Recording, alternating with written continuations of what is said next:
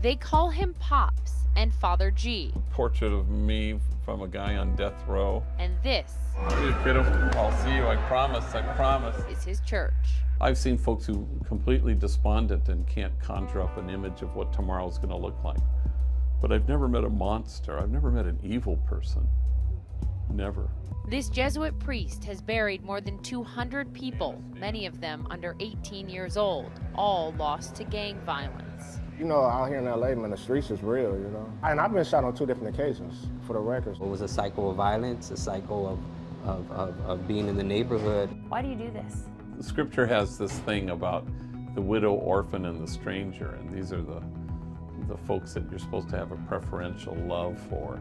These are the folks at the margins, with folks whose dignity has been denied, and folks who are demonized. You call it boundless compassion. What is that? Well, it's a way of kind of making room for all these folks, you know, no matter what, to kind of know that everybody's a whole lot more than the worst things they've ever done. In the City of Angels, gang life and drive-bys, not just the stuff of Hollywood tales. LA has more than 450 gangs with membership over 45,000 according to the LAPD. You'll hear Father Greg Boyle talk about infusing hope in those to whom hope is foreign. You call gang involvement the lethal absence of hope. Yeah. What is that? You know, not all choices are created equal. I wasn't exposed to poverty or violence or people running up to cars selling drugs or shooting. Everybody here has been exposed to that many times over. The luck he was born with drove Father Boyle nearly 30 years ago to create Homeboy Industries, pulling gang members out of the often deadly track they're on, helping them clean up their lives and giving them jobs. Who gets to come here?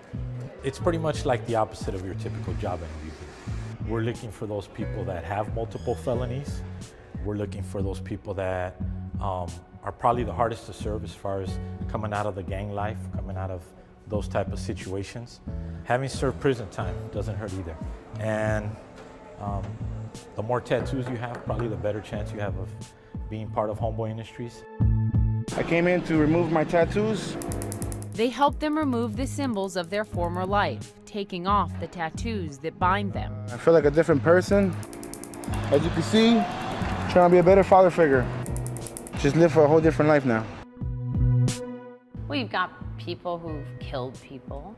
Right, and I think we have to live by one of Father Greg's sayings, that you're not as bad as the worst thing that you've ever done. About 1,000 former gang members and men and women who have just been released from prison walk through these doors each month. For many of them, it's a choice between life and death. And the way they see it here, nothing stops a bullet like a job. For Steve, Angela, Janet, Carlos, and Lamai, all former gang members, the uphill battle has been tremendous. How old were you when you joined a gang? 16. 13. 10. 13. 13. Did you think you'd live to see age 50? Raise your hand, any of you? No. Now, do you think you'll live to see age 50? Yeah. Everyone. Angela has lost custody of her 4 children. What do you feel Like every day is like, you just have that glimpse of hope, you know what I mean? Like, I know as long as I keep one foot in front of the other and I keep doing the right thing and I don't backslide, like, it's gonna be okay, you know? Janet spent 3 years in prison. Carlos served 13, and Lamai served 8. Steve was sentenced to life, but was released after 17 years. The gang life, what is it that drew you in? It's just the feeling of being welcomed and being, you know, it's like a bunch of brothers and sisters that you didn't have. So it was like another family. Yeah, it was like another family away from my family. My whole life, pretty much family members being killed or in prison. Same thing, like the gang was just a way of life.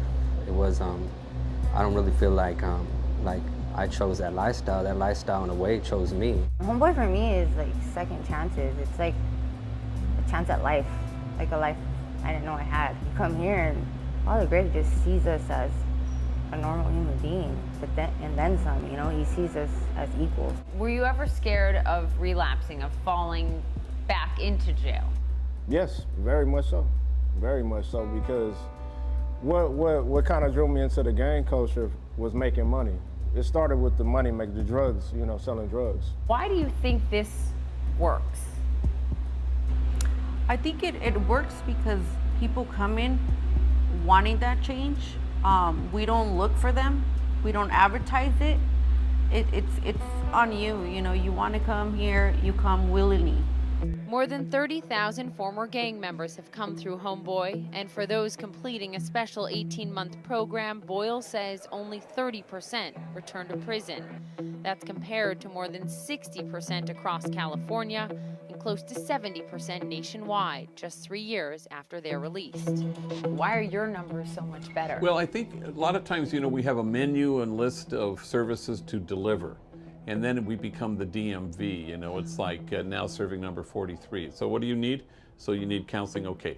Parenting, good. Anger management, and we sort of dispatch people, but we don't do that here. What they do at Homeboy is job placement, mental health counseling, legal aid, solar panel installation training, and much more. Then a bond developed that's stronger than even their family and certainly stronger than their gang. Homeboy says it only gets 2% of its funding from the government and admits it is hard to raise money from many. We're a tougher sell because they're human beings who have been to prison and who are gang members. This place begs the question, you know, what if we were to invest in these folks rather than endlessly, futilely trying to incarcerate our way out of this problem?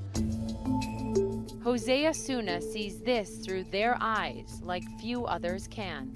Why do you help them? I help them because that's the world I came from. I served 13 years of my life in prison myself. 8 years ago, my 17-year-old son was shot in front of my house. I don't want any other parent to experience that type of pain. What is the most profound thing that has happened to you here?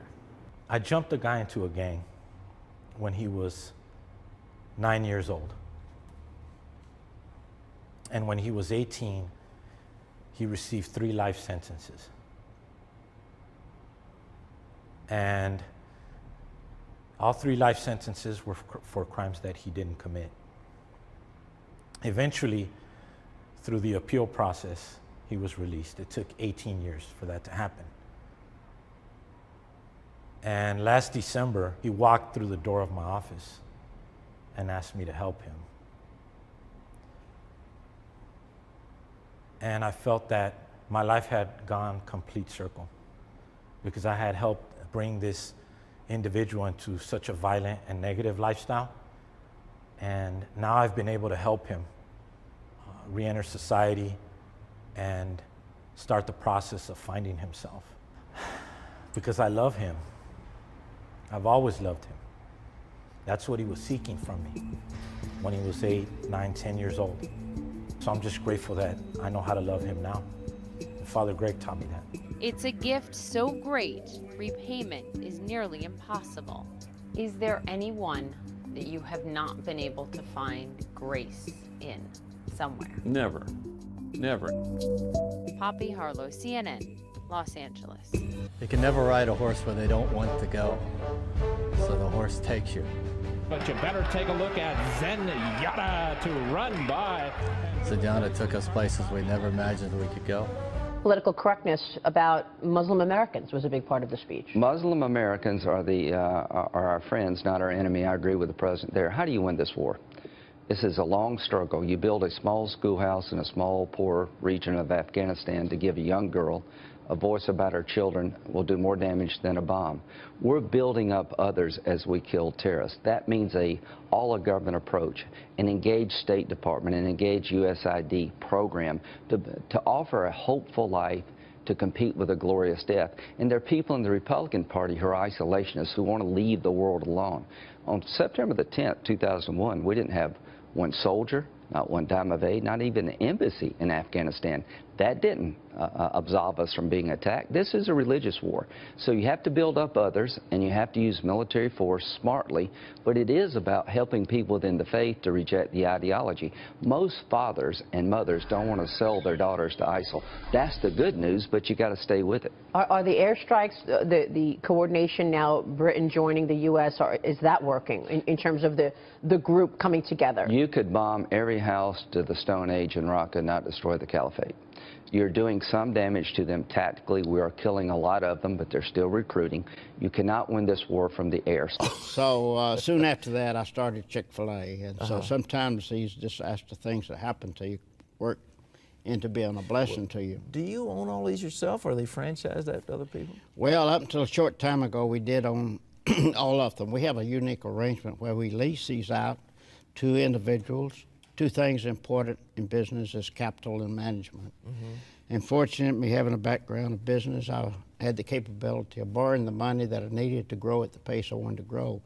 So we tap a market, those individuals who have a lot to offer a business, yet financially not able to be involved in a business. So we have a unique arrangement where we lease these units to individuals. How to be successful in less than 10 minutes a day. That's pretty good, isn't it? Or less. I will not change my mind to do wrong, even if my friends won't like me. I will do what is right with all my might. I teach 13-year-old boys in Sunday school, and I've done this now for 51 years, and I feel it's a very important age because the last opportunity you have to establish some values in life, to get them over critical years, are 15, 16, and 17. Those are critical. But I have some that have spent some time in jail with, and others that have gone on to be a highly successful individual. We got started with that kind of investment, $10,600, and it was 24-hour operation, 6 days a week. It was that time we made the decision about closing on Sunday. I had always been accustomed to going to Sunday school and church, but it was very easy to make that. We needed the sales, but after you work 24 hours a day for 6 days a week, you're ready for a break. And so we closed on Sunday, and it's been by far the best business decision I ever made. I had the opportunity to testify in Washington 3 years ago about business ethics. My statement there was, there's no such thing as business ethics. It's people ethics. It's the people that causes things to happen. We hear about a business failing, a business succeeding, but a business does not fail, nor does it succeed. It's the people that makes a difference. And so I'm so proud today that I can brag on my people here at Chick-fil-A, as well as all of our 1,250 unit operators. We only have a 3.5% turnover in personnel. Anybody can beat that? 65% of our operators, career people, worked at Chick-fil-A when in high school and college. So it gives a good solid base to build a business on. And so I feel that God called me into the restaurant business just as surely He's called many of you in the mission field and the pastorate, various places. I think we all are God called. We just have to find out where it is and what it is. Just be willing. You don't have to be perfect, but make yourself useful. But some unusual things have happened to me through the years. My brother was killed in a plane crash. In fact, two brothers, same time, back in 48, 2 years after we opened business. 3 years after that, I opened the second restaurant. And after having two restaurants, I had realized I had one too many. And so the Lord took care of that. A few years later, it burnt to the ground. And